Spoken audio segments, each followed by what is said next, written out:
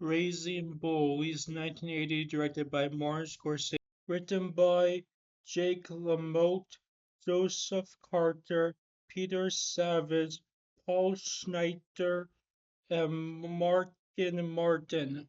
We have a epic opening for this movie. Robert De Niro covering his face because he is ashamed of what he does to his family in this. The movie starts and we see Robert De Niro playing another character in a convincing fat suit when he does a limerick about his hard life and all the terrible things that he regrets doing in this movie. I like this because it's a well written, funny, and entertaining way to set up the character. Next, you see Robert De Niro and how good he is on a skill level at punching these guys because he's able to beat up a guy who's a lot stronger. We have an amazing, over the top way that fits the tone of the film of ending the fight, throwing the chair, and amazing music, and crowd going crazy, throwing popcorn and crowd. Next, we see Joe Pesci and Frank Vincent talk about the situation, how Robert De Niro needs to fight less strong people to make more money, especially in everything involved. I like this because it shows a realistic negotiation between them that would actually go on in real life. Next, we see Robert De Niro yell at his wife and cussing at her for burning the steak, and honestly, that's fair. They don't even have a one, and this shows how dislikable this character is, but we're still able to root for him because he's a well-written character in many ways. Next, we see Robert De Niro talk to Joe Pesci, and he's like, I have these little hands. And Joe Pesci's like, what? Why does that matter? And he's right, he doesn't have little hands. He has hands that are big, bigger than my hands. He's delusional. He's fighting a match to make him insecure. Another weakness to help us to relate to Robert De Niro's main character in the film. Next, we see Robert De Niro fighting a person who's got the same body weight as him, and he hates doing this because he thinks it's too easy. And during this, Joe Pesci is cheering him on because he's doing what he thinks he should be doing. Next, we see Joe Pesci and Robert De Niro look at a young woman and they're like, I want a woman like that. Even though she's a lot younger than me, I bet she doesn't burn a steak. Next, we see Robert De Niro's wife, played by Theresa Sandane, yelling and cussing at him, and it's completely justified because that's how Robert De Niro treats her. Next, we go to a party that's great at showing Italian culture in a fun and classic way, like a 1920s film. We see Robert De Niro and Joe Pesci look at the 20-year-old woman again, and they're like 50-year-old men, and like, wow, she has all those guys around her. We can't get her now, just wait. So next we see Robert De Niro talk to the 20-year-old woman and sees in the cage showing that this is the dark side. This is too hot for Robert De Niro. She's like a hooker. Next we see Robert De Niro exceed and play mini golf with her. This is disgusting. This is toxic man masculinity. No, no. It's just another thing to add to his character to challenge the writer and to make him likable despite this. That's why he's good. Next, we see Robert De Niro talk with his new girlfriend, and we see that they barely have anything to talk about because they're like complete different age groups, and it's difficult to relate to each other. So Robert De Niro's like, see this funny picture? Is that enough for a kiss? Next, we see Robert De Niro beat up somebody that's even weaker than him and smaller. Of course, he hates doing this because it's too easy. Next, we see Robert De Niro make out with a 20-year-old woman. She's like, shit, that was too much energy. I haven't had that type of sex in a while. I need to make my balls cold again after that. I sweat so much. This adds realism to the sex moment and it's also very funny. I like it. You see Robert De Niro beat up a guy who's also the exact same strength as him. So we see Joe Pesci yell at Robert De Niro because he got hurt during this fight that should be easy for him. And this is another weakness that makes us like this honestly pretty unlikable character. Now we skip about 24 years and we see January 14th, 1940. We see Robert De Niro's new life with this younger 20-year-old woman in this nice home movie style. Robert De Niro's new wife is played by Kathy Moriarty, and she is screaming at him and cussing at him just like his old wife did. Now they're back where they started, and this is hilarious. And also, Joe Pesci says to Robert De Niro, "You've been eating too much because now you have a wife that's a better cook and getting fatter and a worse fighter." Adding more realism as this new wife has a good thing. She's a better cook, but also makes his wife worse because he's less good of a fighter now. Next, they go to another party and they see a classic comedian, but it's done a parody way where the comedian cusses more than 1940s comedian would. And this is also in the style of a 1940s film, and it's fun and classic. Next, we see Robert De Niro talk to this older man, and he's like, "The kids are great," because he's trying to be a better father than he was before. It shows that the character is going through changes for the better so far, but he also still cusses like he used to. He doesn't get rid of the fun stuff about his old ways. He just gets rid of the hostile, toxic stuff for the most part for now. Next, we see Robert De Niro fight another guy who's like the same amount of strength as him, and it's too easy for him. Next, we see Joe Pesci having to deal with these people praising Robert De Niro's fighting, and entire time he's like, "Robert De Niro's good," but we know he's lying because Robert De Niro keeps fighting guys that are the same or even weaker than him. Next, we see Kathy Mortineri talk about what it's like being around all these men who are misogynistic, and she says, "I can't act how I want around them. I have to cover up and not say what I want to say. This is torture." This is a really good character moment to show what it's really like for a young woman to be around these cussing misogynistic men.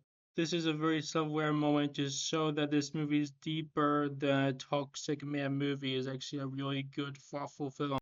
Next, we see Joe Pesci get kicked in the face because that bar was rooting for that guy that Robert De Niro beat up.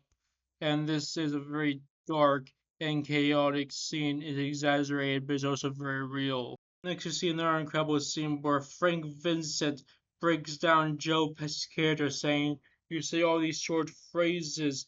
You're not a well articulated man. That's why all these people beat you up. You're just a messed up person." And this is a very real moment, and Joe Pesci just takes all this, and for once he doesn't lash out, and adding more realism to the character, showing why we like him. Next, we see a funny and real conversation about the next guy's fighting being a lot bigger, and Joe Pesci's like, "Robert De Niro, can sure you can handle this?" And he's like, "I'm sure I can handle it, Joe Pesci." Frank Thompson talks to Robert De Niro, and he says, "Are you sure you can handle this big guy?" And Robert De Niro just stays cool and calm and confident throughout this conversation. And Robert De Niro completely loses a fight. This is a great moment because it adds more realism to characters, so he can sometimes lose, and it gives him a challenge because before his moment he was beating up people that were the same weakness as him. After beating up strong people, now he's back to what he was doing before, and he can't do it again. This is great realism and showing the weakness of the character. Another slow moment where Robert De Niro is nicer and calmer to his wife than he was to his past wife. We see a guy that was injured from getting kicked out of the bar, and that gives realism to the getting kicked out of the bar scene that it didn't have before because that was a very over the top scene, and now it has realism with that guy getting injured from it. Next, you see Robert De Niro smack his new wife in a very real and disappointing way, but it's a good scene because it adds more realism to the character and making it more challenging for the writer to make him likable. Next, we see a cheerful and dramatic walk-up scene for Robert De Niro that fits the tone of the film before his battle. I hope he doesn't lose after this dramatic, cinematic, cheering scene. Robert De Niro wins the fight, and they're so disappointed because they can't watch the fight on the TV because the TV is broken. This is very real. And they talk about a lot of stuff like their relationships, at least with our people. And Joe Pesci's like, how come you don't understand this? So he'll explain to you. They talk about so much stuff in this scene that I can't talk about all of it, and I just want you to see it for yourself. She's in there unlikable scene. Robert De Niro smacks around his wife more because she doesn't make the bed fast enough or the right way. Is another unlikable scene that makes us harder to like the character, but it's also a very real scene, and it makes it tough for the writer to make him a likable character, so which is why it's good.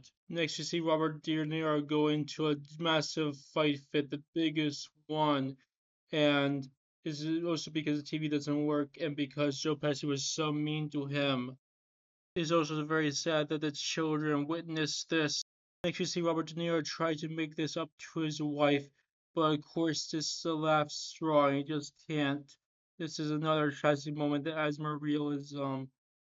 Next, it ends with a beautiful and hilarious constellation where he says fucking elephant dicks. That is amazing comedy to relax us from that dramatic stuff. We see Robert De Niro be the same guy that he be before, but this time he's not even trying because of all the emotion with how mean he is to his wife and makes him just know what to try with this fight. Next, we see Robert De Niro, who's divorced now and a chubby man, but at least he's still allowed to be around his kids. And he's like, I got a great wife, great children. Robert De Niro is now a failing stand-up comic, and only his family thinks he's funny. This is a great moment because those realistic two character of him still failing but trying to be likable in his humorous way because his life is pathetic now, and now all he has to do is add his cussing limerick to humor to try to be successful. But even now, he's not successful at that. He's an alcoholic now, and now his wife says this is the last straw. You're not allowed to be around the kids anymore. Adding more realism to the character. It's just this is like the end of the movie. You know, it's not going to get better.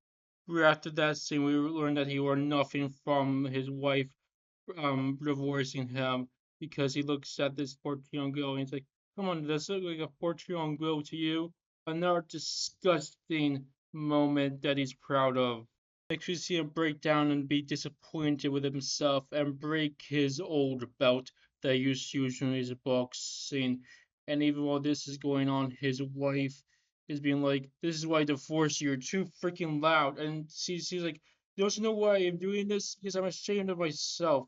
So we see Robert De Niro do a final breakdown that's just as ever over the top and sad as it needs to be for this dramatic and humorous film.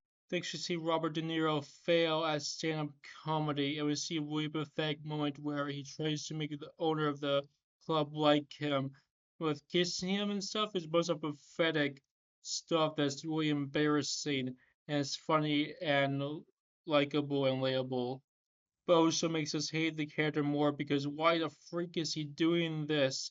And it's also still impressive how they would be this humorous and likable with him being kind of weird in this.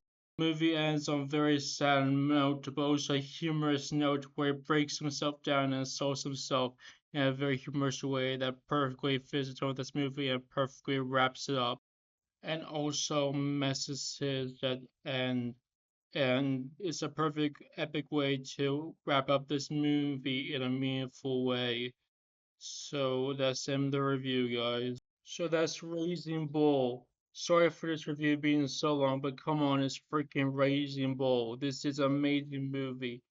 And even though it has a lot of boxing scenes, it's not a repetitive film because each boxing scene has a different damage to it, different challenge, and different emotion for the character to go through. So it's not repetitive because each boxing scene is different with the emotion if it's in its own way. And this is a beautifully shot film with hilarious and meaningful dialogue. And the film's great at doing a very difficult task at making this unlikable character likable, real, and relatable. This is a life-changing movie that I highly recommend you to see. Bye.